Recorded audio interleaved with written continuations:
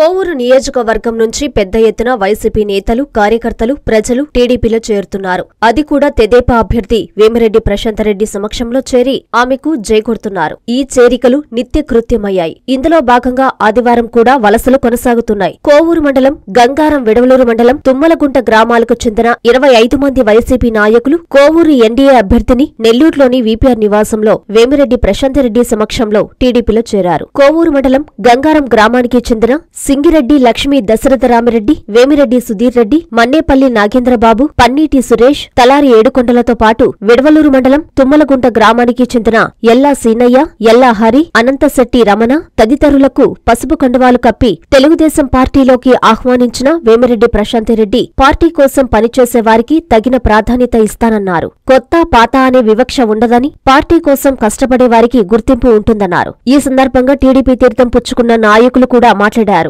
కోవూరు ఎమ్మెల్యేగా ప్రశాంతిరెడ్డిని, అలాగే నెల్లూరు పార్లమెంటు సభ్యులుగా వేమిరెడ్డి ప్రభాకర్ రెడ్డిల విజయం కోసం శక్తివంచన లేకుండా కృషి చేసి గెలిపించుకుంటామన్నారు.